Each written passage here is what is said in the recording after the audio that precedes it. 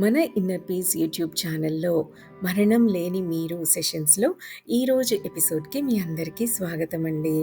మనం లాస్ట్ ఎపిసోడ్లో లాగే ఈ ఎపిసోడ్ కూడా మొత్తం కళల కోసమే డిస్కస్ చేసుకుందాం. అయితే మనం లాస్ట్ ఎపిసోడ్లో మనం ఎందుకు కళలు కంటాము, కళల గురించి ఉన్న రకరకాల అభిప్రాయాలు సరైనవేనా, మన మనస్సు శరీరం నుండి ఎప్పుడు వేరవుతుంది, ఆకాశిక రికార్డ్స్ నుంచి రాంపా ఏం తెలుసుకున్నారు, ప్రతిరోజు మనకి ఈ ఆస్ట్రల్ ట్రావెల్ గురించి తెలిసినా తెలియకపోయినా మనం ఆస్ట్రల్ ట్రావెల్ నిద్రలో చేస్తూనే ఉన్నాము అని, ఎలాంటి కళలు ఆస్ట్రల్ ట్రావెల్ చేసినందుకు గుర్తుగా ఉంటాయి అని, అలాగే ఈ మరణం లేని మీరు అనే గ్రంథం యొక్క ముఖ్య ఉద్దేశం ఏమిటి అని కూడా తెలుసుకున్నాం కదా. అలాగే మనం ఏం చెప్పుకుంటూ క్లోజ్ చేశాము, చిన్నపిల్లలకి ప్రకృతి దేవతలు కనిపిస్తూ ఉంటారు. ఆ విషయం వాళ్ళు వాళ్ళ పెద్దవాళ్ళకి చెప్పినప్పుడు ఆ పెద్దవాళ్ళ యొక్క కోపానికి గురై ఆ విషయాన్ని వాళ్ళు దాయటం మొదలుపెట్టడం స్టార్ట్ అయిన వెంటనే ఆ ప్రకృతి దేవతల్ని చూసే శక్తులను ఆ పిల్లలు కోల్పోతున్నారు అని అనుకున్నాం కదా. సరిగ్గా ఇలాంటి పరిస్థితే కళల విషయంలో కూడా జరుగుతూ ఉంటుందన్నమాట. మన ఫిజికల్ బాడీ నిద్రిస్తున్న సమయంలో మనుషులకి కొన్ని అనుభవాలు కలుగుతూ ఉంటాయి కదా. సో సూక్ష్మ శరీరాలు అంటే ఆస్ట్రల్ బాడీస్ ఎప్పుడు నిద్రపోనే పోవు. మనుషులకి అనుభవాలు కలుగుతున్నది స్థూల శరీరం, ఫిజికల్ బాడీ నిద్రిస్తున్న సమయంలోనే. సో ఈ ఆస్ట్రల్ బాడీ ఫిజికల్ బాడీలోకి ఆస్ట్రల్ ట్రావెల్ చేస్తుంది కదా డీప్ స్లీప్లో. మనుషులు డీప్ స్లీప్లో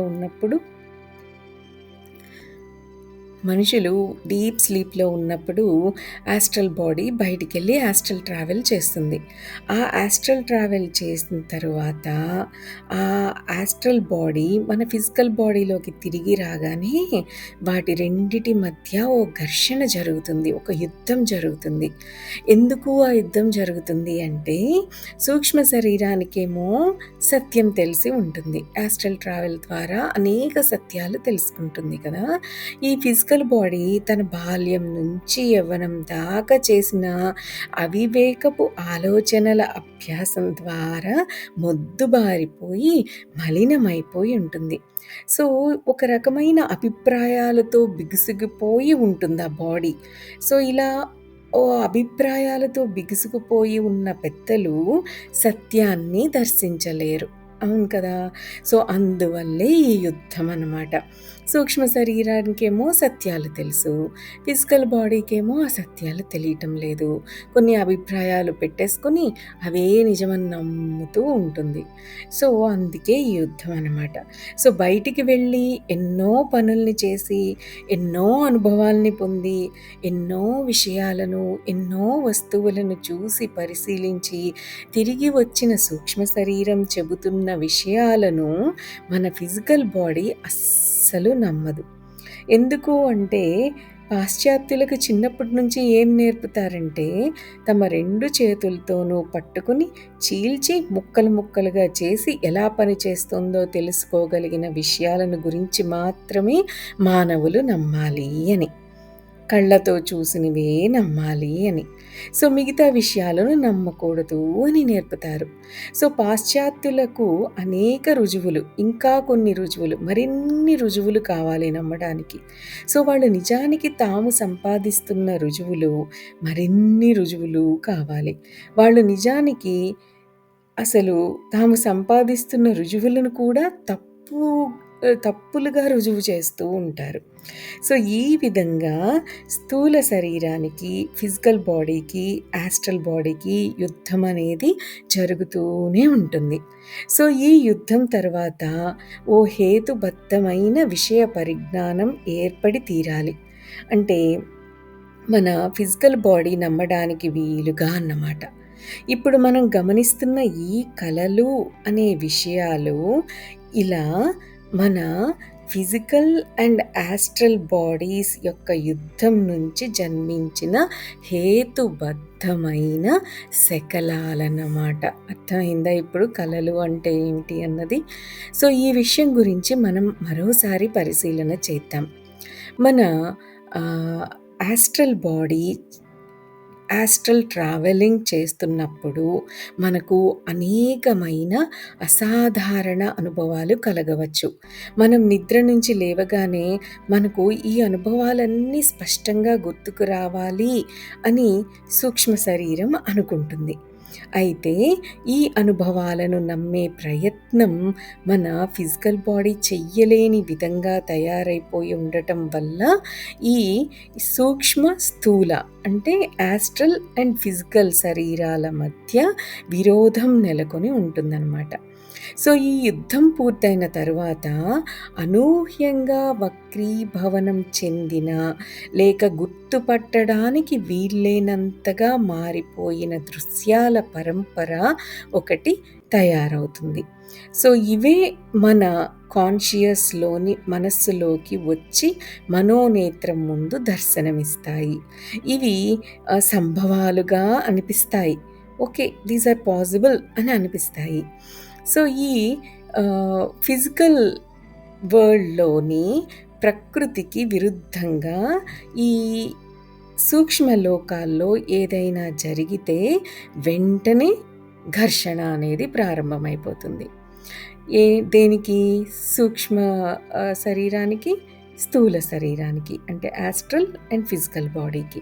సో, అభూత కల్పనలు ప్రారంభమవుతాయి అప్పుడు. మనకు పీడకలలు కానీ, అత్యంత అసాధారణ సంఘటనలు గానీ మన ఊహలలోకి వస్తాయి. సూక్ష్మ స్థితిలో ఎవరైనా గాల్లోకి లేవగలరు, తేలిపోతూ పైకెళ్ళగలరు, ఎక్కడికైనా ప్రయాణం చేయగలరు, ఎవ్వరినైనా చూడగలరు, ఏ దేశంలోని ఏ ప్రదేశాలకైనా వెళ్ళిపోగలరు కదా! కానీ భౌతికంగా ప్రపంచంలోని ఓ చోటు నుంచి మరో చోటుకి ఒక్క క్షణంలో ప్రయాణాన్ని పూర్తి చేయడం ఇంపాసిబుల్. కనీసం తమ ఇంటి కప్పు అంత ఎత్తుకు కూడా ఎగరడం అసాధ్యం ఒక్క క్షణంలో. అవునా? కాబట్టి ఇక్కడ రాంప మళ్ళీ ఏం చెబుతున్నారంటే, అవిరామంగా జరుగుతున్న ఈ స్థూల సూక్ష్మ దేహాల పోరాటంలో నుంచి కొన్ని అభూత కల్పనల చిత్రీకరణ అనేది జరుగుతుంది. సూక్ష్మ శరీరయానానికి, యాస్ట్రల్ ట్రావెల్‌కి వక్రభాష్యం చెబుతున్న ఈ చిత్రాలు సూక్ష్మ లోకాల నుంచి మనకు అందవలసిన లాభాలను మన అందుబాటులోనికి రానీయకుండా అడ్డం పడి ఆపుతాయి. మనకు ఏమాత్రం అర్థం కాని కలలు తయారవుతాయి. మనకు ఈ లోకంలో చెత్తగా అనిపించే అనేక విషయాలు సూక్ష్మ లోకాల్లో ప్రతి చోట మనకి దర్శనమిస్తాయి.